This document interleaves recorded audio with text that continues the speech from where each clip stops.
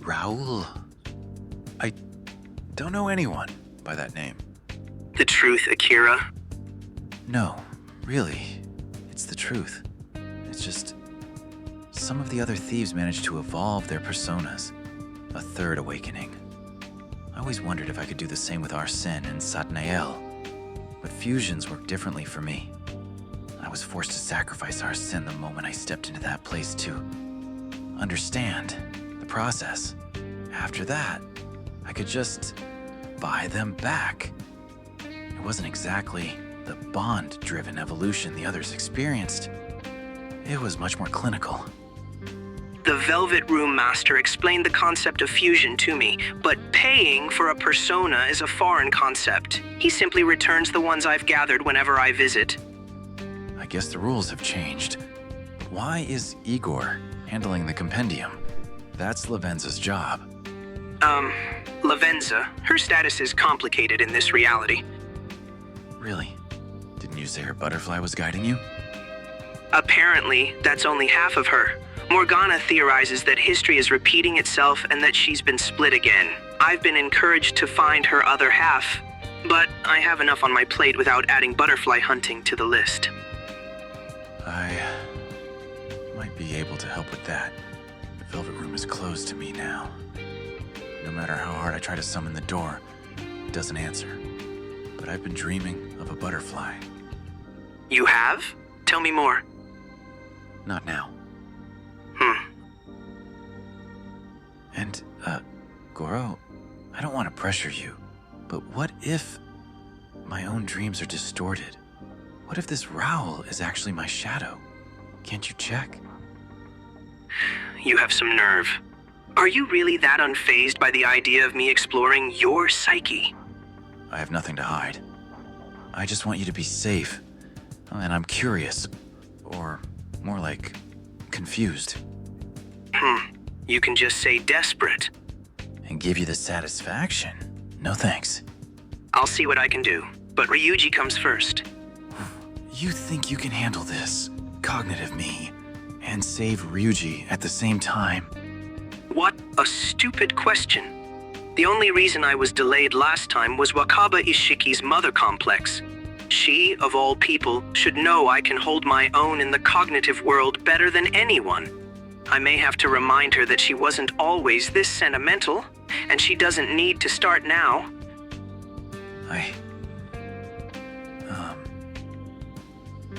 All right. I trust you. Now, back to the point, what is the connection between Raoul and Persona Fusion? Right. To put it simply, I always had the option to bring Arsène back into my arsenal. And after I awakened Satanael, by fusing the two, the result was Raoul.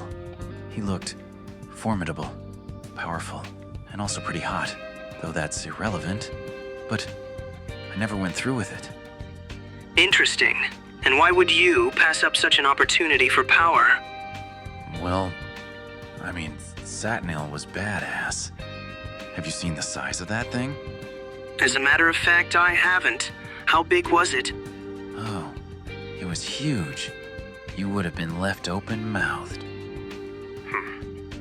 You told me about my right fist tightening when I lie. Allow me to return the favor and tell you that your lame jokes are a cop-out. Oh, no. If we knew every time the other was lying, the rival honeymoon phase would be over. And if you insist on bullshitting me, I'll cut off the boyfriend arc in its budding phase. Rivals and enemies are two different things, Akira. Consider your options carefully.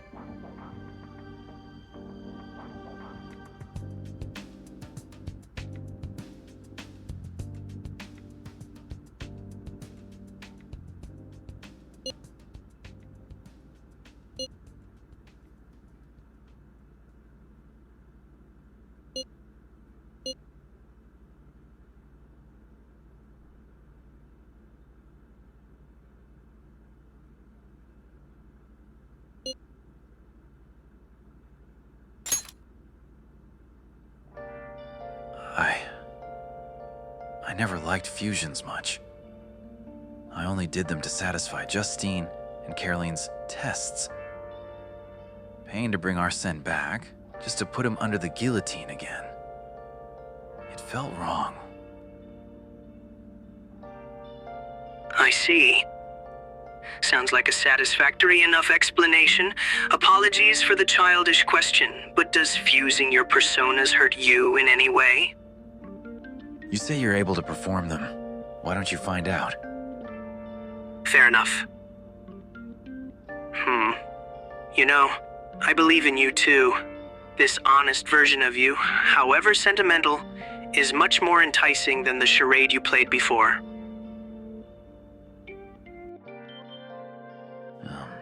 Takes one to know one. See you.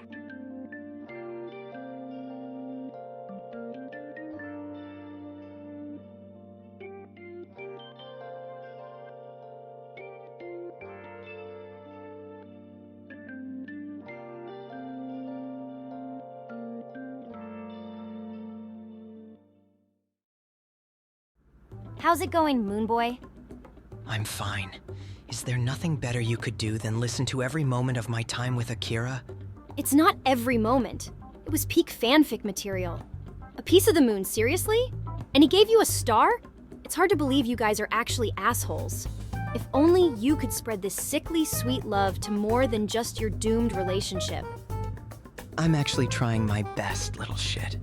Yeah, well, you've come a long way, big dummy. Insulting each other won't get you anywhere.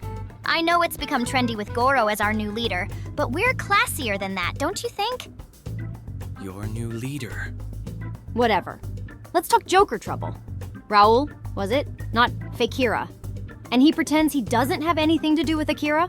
It's as if he doesn't want to be associated with him in any way, which is suspicious in itself. Let's see. You said he showed you a mask, right? And masks are what allows you three to summon your personas. But if he's really a shadow, then he shouldn't have a persona. According to Mom, the creatures you fight with are your shadows, once you accept them. So why would he even have a mask? Seeing a mask for a second doesn't prove anything. Maruki knows about Joker, so a cognition of Akira could easily manifest wearing his Phantom Thief attire. As for Akira potentially developing a shadow, according to the Velvet Room, Maruki put a specific countermeasure in place against me. He severed my link with Loki and Robin Hood, so it's likely he attempted to suppress Joker's powers as well. The ability to sever the link between a persona user and their persona? That's terrifying. No matter what, we can't underestimate what Maruki has prepared for us. The most alarming aspect is that Hereward's Call of Truth provided no indication of Loki and Robin Hood's whereabouts. But there's no point dwelling on that for now. I agree. Futaba, while you and your mother were tracking us in the cognitive world, did you notice anything useful? Not much besides Akechi's brainwaves. But my mom's a genius, so she can infer a lot from those alone. Like your motion data. And that's the part I thought you'd care about. Please enlighten us, Trinity. We were able to roughly retrace your movements in the cognitive world. Direction, speed, stops, all that. And so far, your boat trip with Captain Raoul matches the map he gave you. That doesn't surprise me, but consistency alone doesn't mean the map, or our trajectory, was trustworthy. True, but you're forgetting the part where I'm smarter than you. Excuse So I took me. another look at the map and layered your actual route over it. You told me you woke up very close to Skull's Island, right?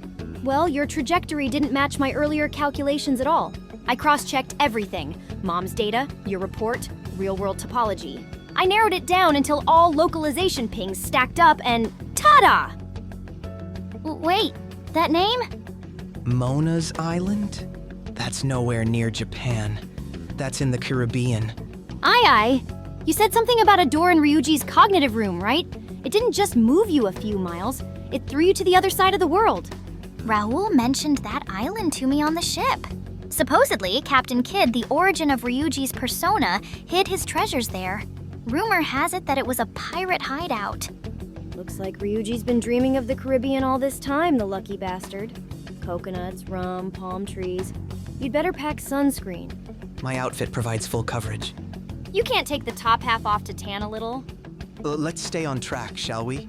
Unlike palaces, which were anchored to specific real-world locations, Distorted dreams can exist anywhere. Ryuji's distortion began in his bedroom, just as Yusuke's manifested at his mentor's house. Okay, give me my screen back, Neo. Hand over the reins. Oh, right. Baton pass to you. You're such a nerd. However, the scale is completely different. Yusuke's house and Shido's ship were just one place. We didn't get teleported anywhere. Besides, all of the metaverse locations that we visited before were in Tokyo, so we don't know what to expect here.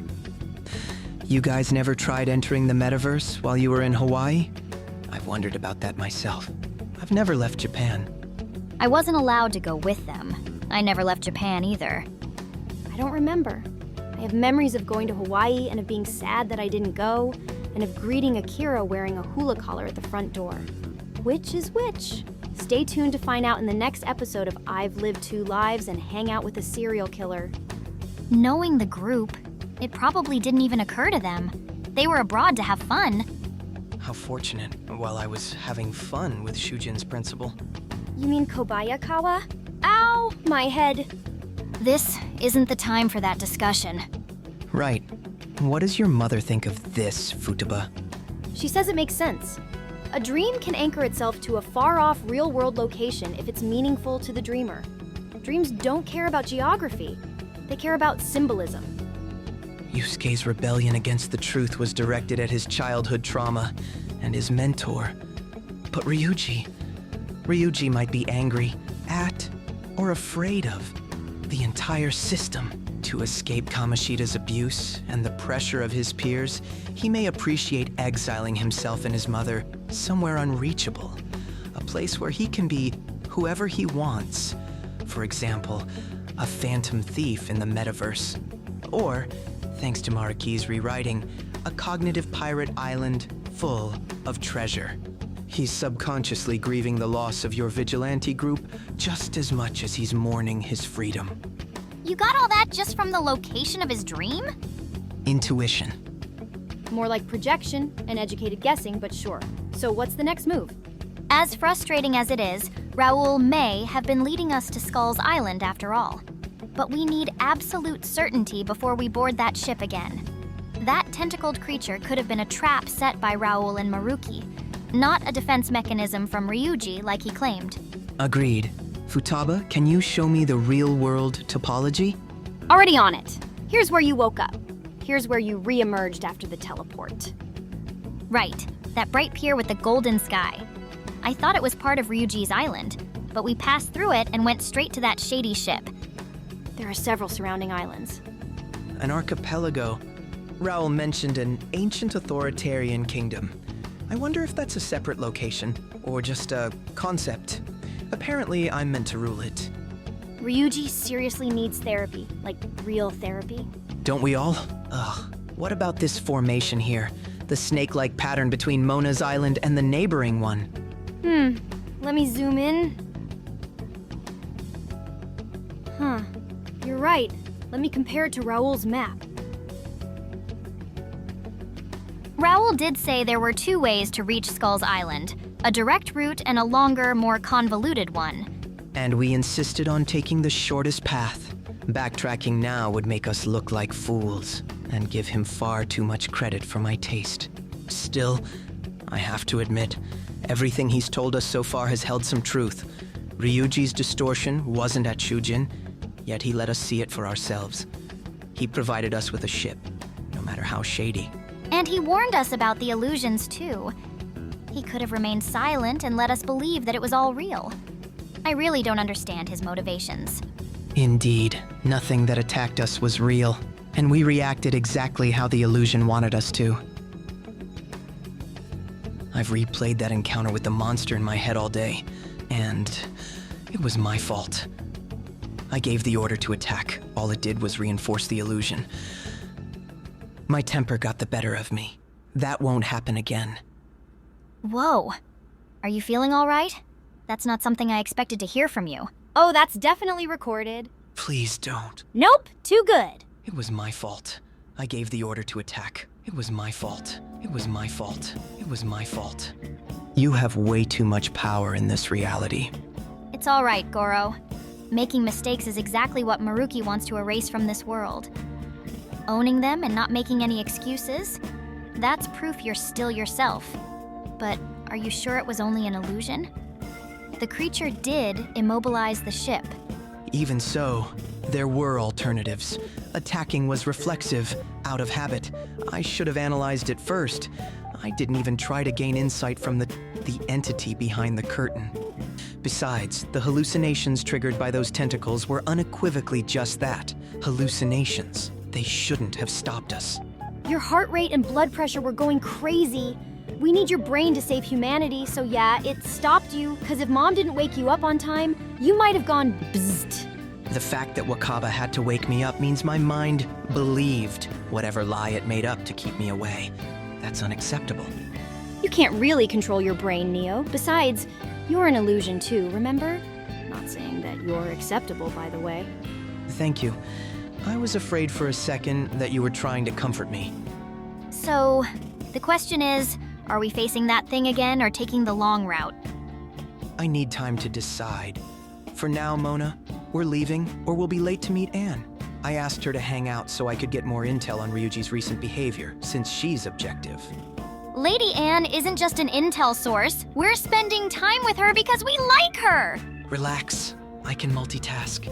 Futaba, we'll regroup tonight at Wakaba's lab for the meeting with Phoenix Wright and Amari. Roger. Also reminder, we leave for Paris in 4 days. Tight schedule. Oh, fuck. I didn't forget. Shit. For fuck's sake. Paris, New Year's Eve. God damn it. Language.